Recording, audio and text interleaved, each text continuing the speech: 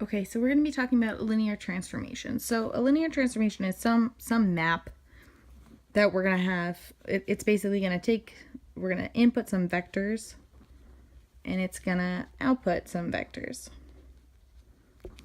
Cool. So this could be in any like R2, R3, you know, however many dimension this is. And this doesn't necessarily have to be the same. This could be R2 and R3 or R6 and R27. Like, it doesn't really matter until you get more, until more things are going on. But we really care about, we're putting in vectors and vectors are coming out. But we have a couple of key properties. And it's got to be linear. So what do we mean by linear?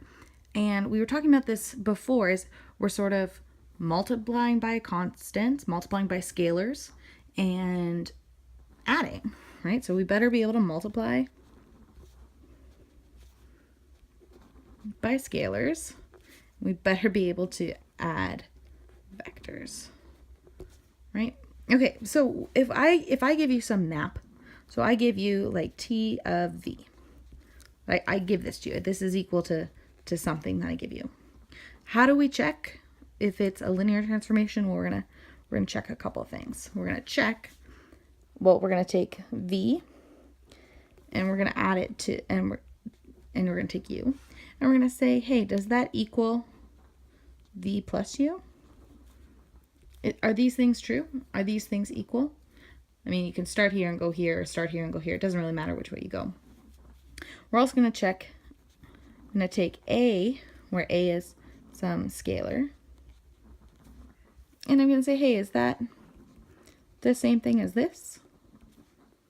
And remember, I don't know that these are true. So when I'm going through, I'm going to start on one side, and I'm going to evaluate it, and then I'm eventually going to get to the other side. So I have sort of like a left-hand side and a right-hand side, and I don't really want to mix up the two. Okay, so those are the two things I want to check. And I could kill a few birds with one stone and just go A times V plus U and say, hey, is that this? You know, so all of a sudden I've got all of it happening all at once. I'm checking two things. Bingo bongo. The reason we want to separate it though is if it breaks down in one, then we don't need to bother with the other one. It also might work in one and not work in the other one. So when we do something like this, we sort of lose the fun part of where did it break down. I mean, it's probably pretty obvious and you'll be able to figure it out, but regardless. So I've got two examples that I want to do. Okay, so I want to do, if I give you, and this is just T is going from R2 to R2. Okay, so this is example 1. So all we're going to do here is we're just going to say, okay, well, if I give you T of some vector V1, V2, right, and we're going to be like that. So these are the entries in V. I'm going to output V1 squared and V2. Okay, so, well, let's check. All right, so this is our solution. Okay, so let's check. Let's start with T of V plus U. Well, T of V plus U is equal to T of U1 plus V1 and U2 plus V2. Whatever. This can be U, this can be, it doesn't matter. Whatever. One of these is a V, one of them is a U. So we get T of U1 plus V1, U2 plus U2. Fabulous.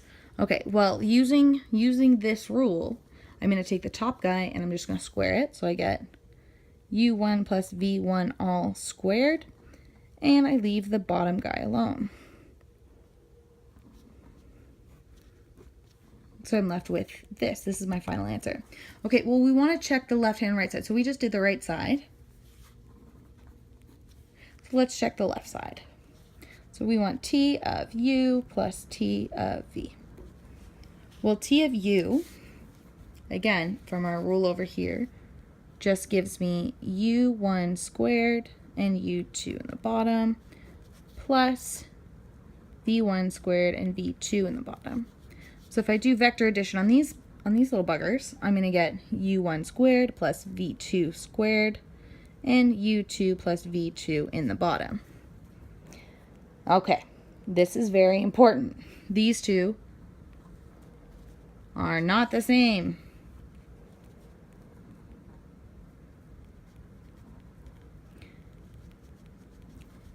A plus b all squared does not equal a squared plus b squared. This is not true. It is true, though, that a plus b all squared is equal to a squared plus 2ab plus b squared. There's this little 2ab term that we get whenever we square little, I think high school people call these binomials, whatever. When we have these little 2 by 2 things, we square them, we get this extra 2ab term. We don't just have this a squared and b squared. So these two are not the same. So therefore it is not a linear transformation.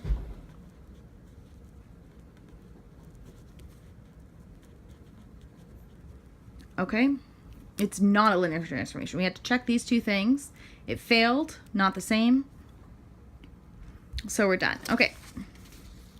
One more example. Example 2.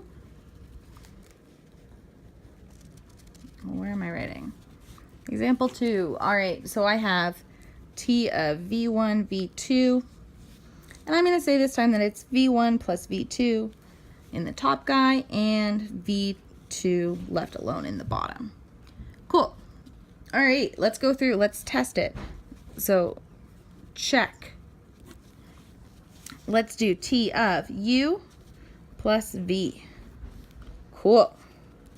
So we get, well, t of u plus v is u1 plus v1 and u2 plus v2. So when I plug this in, right, I add the top and the bottom. I'm adding the top and the bottom. So I get this crazy thing. I get u1 plus v1 plus u2 plus v2. Cool. And then I get u2 plus v2 in the bottom. Cool, cool, cool. Okay, well now I can do a little algebra. Let's go ahead and do this. And I can get u1 plus u2 plus v1. Okay, I'm really sorry there. My video cut out a little bit, but we're back. All right, so we've got u1 plus v1 plus u2 plus v2. Okay, so we've got this. We've got this right here. So we just followed our little rule and we plugged everything in, right? So this says I have a top and I have a bottom. I add them to make my new top, and then I just keep the bottom as it is. Cool. So this could be anything. This could be like paint the top purple, paint the bottom blue. Like, it doesn't really matter what this is doing, right? It just matters that it's doing something and we just keep following this rule all the time. Okay, so we're back here. We get this, and I'm going to do a little algebra. So notice I have like a u1 here and a u2 here. So I'm gonna group them. Then I've got a v1 here and a v2 here. So again, I'm going to group them. Then I'm going to split them up. Okay, so I'm just sort of rewriting them like this. Well, notice this looks exactly like this, except with a u1 and a u2 in the bottom. And this looks identical to this. So this is really just t of v. This is definitely a v with a little arrow on it. Excuse me. And t of u. Cool. So that's exactly what we wanted. So look at the left side, look at the right side. We did it. So check mark. We have that addition. So now we've got to check it with this scalar multiplication. Okay, so let's consider what's going on here. Well, when we have this a times v vector, we end up with this. So we're taking this t like this of these little guys. Okay, so we end up with this thingy.